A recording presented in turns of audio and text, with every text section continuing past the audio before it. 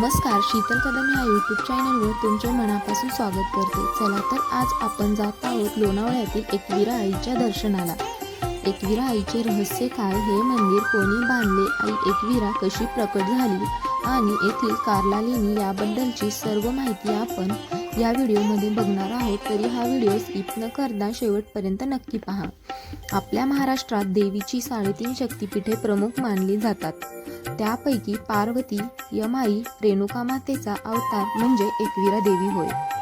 लोणावळ्याजवळील वेहरगाव कार्लागडावरील आई एकविरा देवी ही एक आदिशक्ती असून एक जागृत देवस्थान म्हणून या देवस्थानाची ख्याती आहे। महाराष्ट्रातील प्रसिद्ध देवस्थानामध्ये कार्ला येथील एकविरा देवस्थानाचा समावेश आहे। इसवी सनाच्या पहिल्या शतकातील शिल्पकला आणि लेणीकलेचा उत्तम नमुना म्हणजे लोणावळ्याजवळील वेहरगाव येथील कार्ला लेणी। ही बौद्धकालीन प्राचीन लेणी असून खूप जुनी आहे।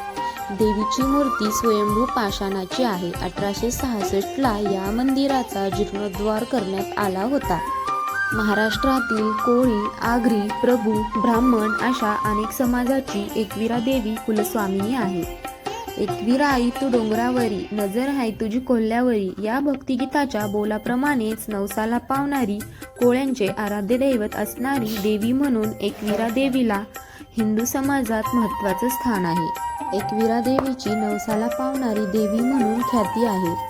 चैत्र आणि अश्विन या महिन्यात देवीची यात्रा भरते। या यात्रेत लाखो संख्येने भाविक दर्शनास व नवस फेडण्यासाठी येतात। चला तर आता पौराणिक कथेनुसार मंदिराची माहिती जाणून घेऊया।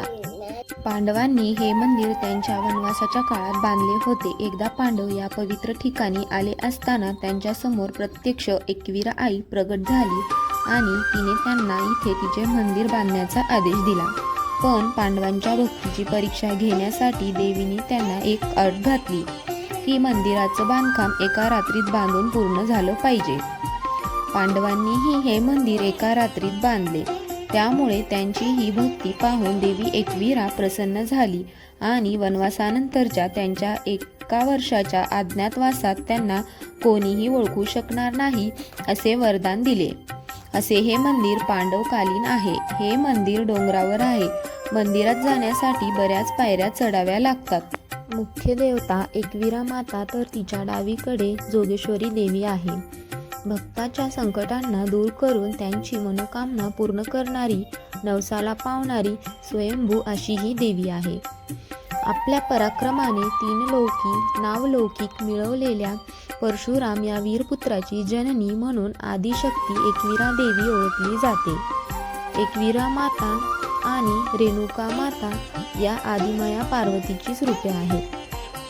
जमदग्नी ऋषींची पत्नी असलेल्या रेणुका मातेचा परशुराम हा एकमेव वीरपुत्र असल्याने या देवीस एकविरा असे संबोधले गेले आणि तेच नाव पुढे एकविरा देवी म्हणून रूढ झाले।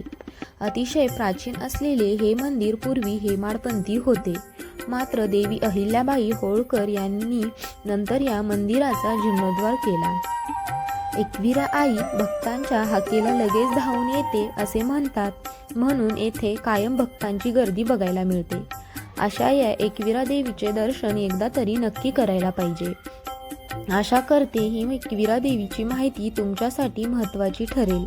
तुम्ही एकविरा देवीला जाणार असाल किंवा जाऊन आला असाल तर तुमचा अनुभव कमेंटमध्ये मला नक्की कळवा आणि हा व्हिडिओ कसा वाटला तेही सांगा। आवडला असेल तर लाईक करा, शेअर करा आणि सबस्क्राईब करायला विसरू नका। हा व्हिडिओ शेवटपर्यंत बघितल्याबद्दल तुमचे मनापासून आभार। चला तर मग भेटूया अशाच एका नवीन व्हिडिओमध्ये। तोपर्यंत बाय।